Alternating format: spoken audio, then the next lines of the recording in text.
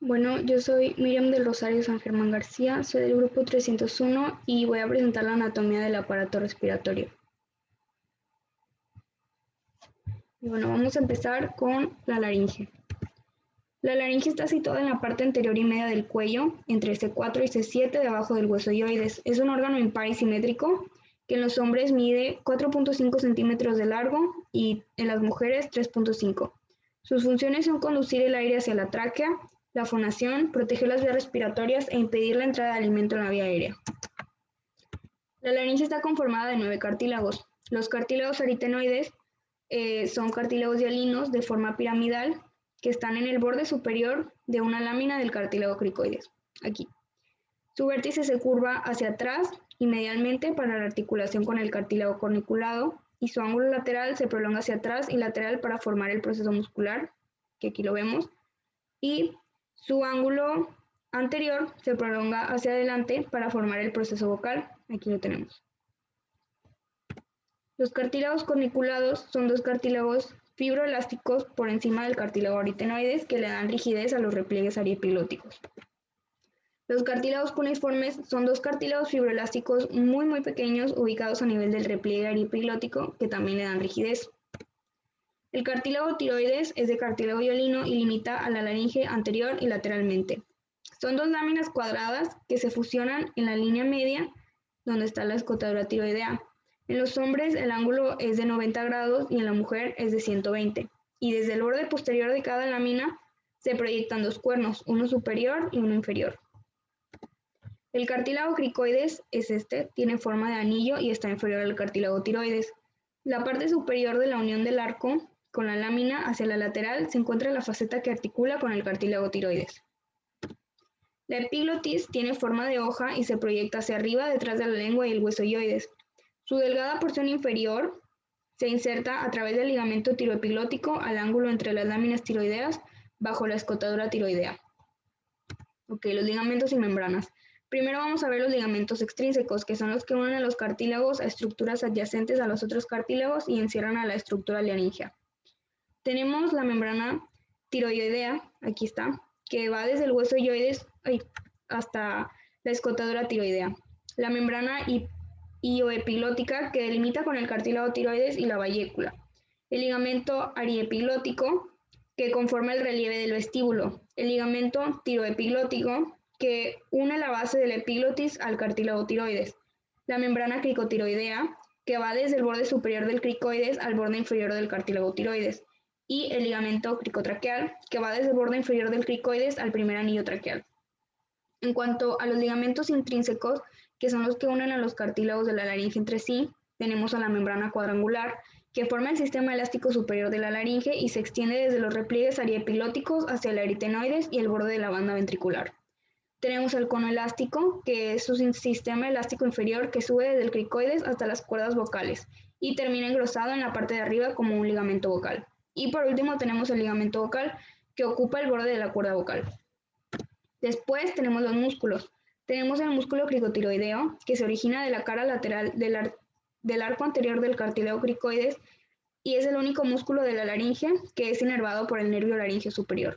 Tenemos también el músculo cricoaritenoideo posterior, que se origina de la superficie posterior de la lámina del cricoides y está inervado por el nervio laringeo recurrente. Tenemos el músculo cricoaritenoideo lateral, que se origina en el borde superior de la parte lateral del arco del cartílago cricoides y este se encarga de aducir, tensar y alargar las cuerdas vocales. Tenemos también el músculo tiroaritenoideo, que es este que vemos aquí, que se origina de la cara interna de la lámina del cartílago tiroides y de la superficie externa de la membrana cricovocal y se inserta en la superficie anterolateral del cartílago aritenoides y está inervado por el nervio laringeo recurrente. Y tenemos también el músculo interaritenoideo, que es el único músculo impar que está entre los dos aritenoides y su función es el cierre de la glotis. La laringe se divide en supraglotis, glotis y subglotis. La supraglotis es la parte superior de la laringe sobre la glotis e incluye la epiglotis. La glotis es la parte media de la laringe en la que están las cuerdas vocales. Su espacio está delimitado por la comisura anterior, las cuerdas vocales verdaderas y la comisura posterior. Y por último, la subglotis, que es la parte inferior de la laringe, que está debajo de la glotis entre las cuerdas vocales y la tráquea.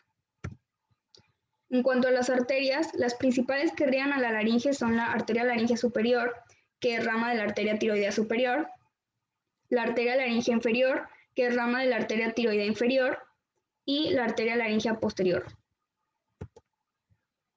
Bueno, las venas estas van a acompañar a las arterias laríngeas, y la vena laringea superior se une a la vena tiroidea superior y a través de ella drenan a la vena yugular interna. La vena laringea inferior se une a la vena tiroidea inferior o el plexo venoso de la cara anterior de la tráquea que drena la vena brachiocefálica izquierda. En cuanto al drenaje linfático, la red capilar linfática de la región supraglótica está más o menos separada de la región infraglótica por escasez de la trama linfática en los bordes de los pliegues vocales. La red supraglótica desagua principalmente a los ganglios del grupo cervical superior profundo, y la red infraglótica desemboca en los ganglios inferiores del grupo cervical superior profundo. La inervación. Bueno, la laringe está inervada por fibras motoras y sensitivas que provienen de los nervios faríngeo superior e inferior de cada lado, y los 4 son ramas del nervio vago o neumogástrico. Bueno, el nervio laringeo superior es el principal nervio vasomotor, secretor sensitivo y motor, y el nervio laringeo inferior está encargado de la función motora y separa al vago a diferente nivel en cada lado. Continuamos con la tráquea. Las funciones de la tráquea son conducir el aire desde la boca y la nariz hacia los pulmones, la defensa y el reflejo de la tos y la regulación térmica. Esta ocupa la parte anterior y media del cuello y penetra en la parte superior del tórax por detrás del esternón, delante del esófago. Su dirección. Tiene un trayecto recto, está separada de la piel y sobre el plano horizontal se desvía ligeramente hacia la derecha por la presencia del callado aórtico. Tiene forma de tubo cilíndrico, una parte posterior aplanada y tiene 2 depresiones. Y en cuanto a sus dimensiones, en el hombre mide 12 centímetros y en la mujer 11 centímetros. Su diámetro transversal es de 20 milímetros y su diámetro anteroposterior es de 10 milímetros. Sus relaciones anatómicas. Delante, con el istmo del cuerpo tiroides, que cubre sus 2 o 3 primeros anillos. Las venas tiroideas inferiores que descienden al tróqueo brachiocefálico izquierdo, y por detrás corresponde al esófago, que desborda hacia la izquierda. A los lados, colocados entre los lóbulos del cuerpo tiroides, y la parte superior se relaciona con el paquete muscular y nervioso del cuello, con la carótida primitiva, la yugular interna, el nervio neumogástrico, y junto con las arterias tiroideas inferior y vertebral con los nervios recurrentes. Su estructura. Tiene su parte externa, tiene la envoltura fibrocartilaginosa que se continúa por arriba del pericondrio del cartílago cricoides y por abajo con la envoltura externa de los bronquios. Los anillos cartilaginosos son entre 15 y 20 y miden de 2 a 4 milímetros de altura. Son anillos incompletos e irregulares y solamente el primero y el último tienen una disposición más o menos constante. En su parte posterior, el espacio que separa a los 2 extremos de los anillos, hay una capa llamada fibra muscular lisa, y su acción consiste en aproximar los extremos de los anillos y estrechar el calibre de la tráquea. La mucosa reviste el interior del conducto, es delgada y semitransparente, y está compuesta por epitelio cilíndrico y ciliado y de un corión de tejido conjuntivo con fibras elásticas. En cuanto a la irrigación e inervación, las arterias derivan de las tiroideas superiores, inferiores y tímicas y de la bronquial derecha. Las venas forman anillos que recorren espacios intercartilaginosos que desembocan en los troncos longitudinales y recorren la parte posterior de la tráquea para desembocar en las venas esofágicas y las tiroideas inferiores. Los nervios proceden del nervio vago y del simpático, y los primeros emanan del plexo pulmonar y los nervios laringeos. Los segundos de los ganglios cervicales y de los primeros dorsales, y se distribuyen por la mucosa, la capa muscular y por las glándulas. Y bueno, los bronquios. Los bronquios forman parte de las vías respiratorias y están entre la bifurcación de la tráquea y los pulmones, tienen origen en la bifurcación de la tráquea. Su función es conducir el aire desde la tráquea hasta los bronquiolos y de ahí a los alvéolos pulmonares. En cuanto a su dirección, van hacia afuera, atrás y abajo para alcanzar el hilo del pulmón. El derecho está en la sexta costilla, en el sexto espacio intercostal y alcanza hasta el séptimo espacio intercostal. El izquierdo está en el sexto espacio y termina a la altura de la séptima costilla. Bueno, el bronquio derecho es más vertical y más corto que el izquierdo, también es más grueso. El bronquio izquierdo tiene una forma de S y es sinusado. En cuanto a las relaciones, por delante, en su origen, tiene relación con la porción ascendente del callado aórtico, aquí está, con la vena cava superior, acá está, con los fondos de los sacos pleurales y la pared torácica, con el esófago, acá está, con las fibras del plexo pulmonar posterior, aquí está el plexo pulmonar posterior, la arteria pulmonar derecha, con la vena pulmonar superior e inferior, con la arteria bronquial, con las venas bronquiales anteriores y posteriores, con los ganglios pretraqueobronquiales, los nervios pulmonares, la arteria pulmonar izquierda, aquí está, con la vena pulmonar superior e inferior, aquí están las venas pulmonares, las venas bronquiales, la arteria bronquial, los nervios pulmonares, con la vena cava superior, acá está, con el callado ácidos, con el pericardio, con la aurícula derecha, con la vena ácidos mayor, con el nervio vago y otra vez con el esófago. Los vasos y nervios. Las arterias bronquiales provienen de la arteria torácica, de la aorta torácica y las venas bronquiales son dos. La derecha se vierte en el ácido mayor y la izquierda en la menor. Los linfáticos terminan en los ganglios bronquiales y los nervios provienen del plexo lumbar posterior. Los pulmones. Los pulmones están situados en el tórax, separados de la cavidad abdominal por la bóveda diafragmática y entre ellos surge el mediastino. Su volumen. En la inspiración este aumenta y en la expiración disminuye. El derecho tiene un volumen de 875 centímetros cúbicos y el izquierdo de 744 centímetros cúbicos. El peso. En un feto mide 65 gramos y sube a 90 después de la respiración. En un adulto pesan 1100 gramos, 600 el pulmón derecho y 500 el pulmón izquierdo. Tienen un color en el feto de color rojo oscuro, en un recién nacido es rosado y en el adulto es blanco grisáceo. En cuanto a su consistencia y elasticidad, tienen una consistencia blanda, semejante a una esponja, y ceden con una presión suave. Son muy elásticos también. En cuanto a la configuración exterior y sus relaciones, en la cara externa esta es convexa y lisa, está cubierta de pleura y corresponde a la pared costal.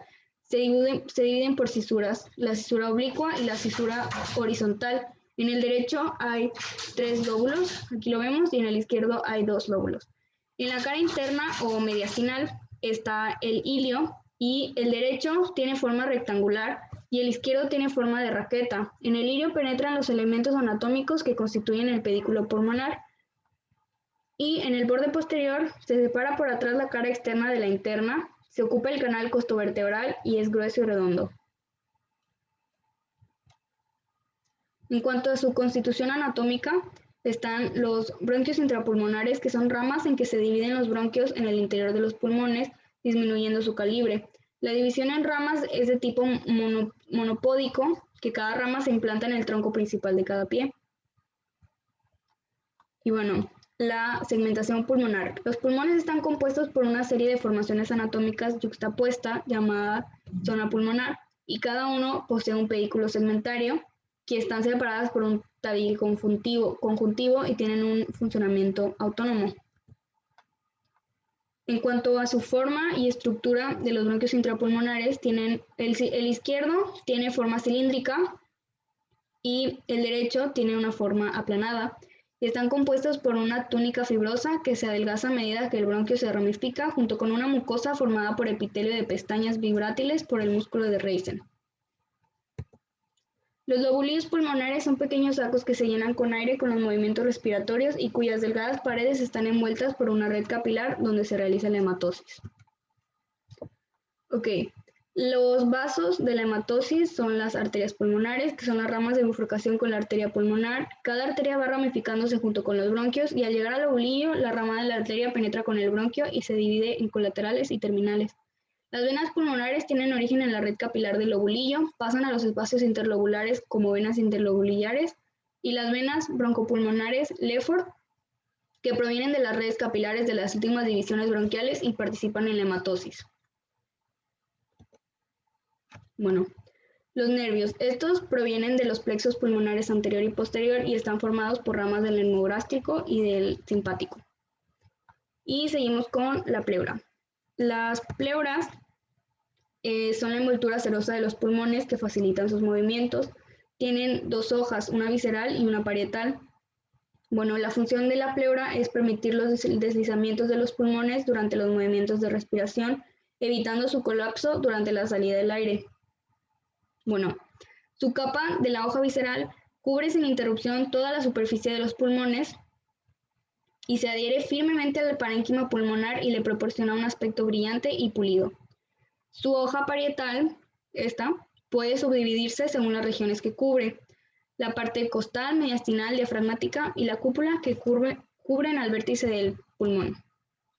La pleura costal es la cara interna de 12 costillas y de los espacios intercostales. Cubre el esternón por su cara posterior, músculo triangular y los vasos internos. Y por detrás recubre el canal costovertebral, la cadena simpática y los vasos intercostales. Las pleuras mediastinales son dos, una derecha y una izquierda. Se dirige desde el esternón hasta la columna vertebral y forman el ligamento triangular del pulmón.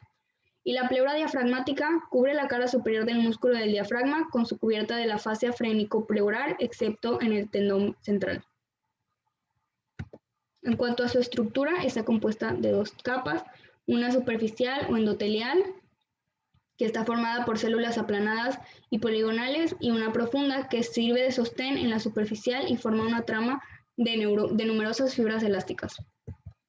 Bueno, en cuanto a la irrigación, la pleura parietal recibe ramas de las arterias diafragmáticas superior e inferior, mediastínicas posterior, intercostales anterior y posterior, y la pleura visceral recibe las ramas de las arterias bronquiales y las venas desembocan en los ácidos. En cuanto a la inervación, la sensibilidad de la pleura parietal es recogida por los nervios intercostales y frénicos, y la pleura visceral no tiene receptores sensitivos. Y es todo. Gracias.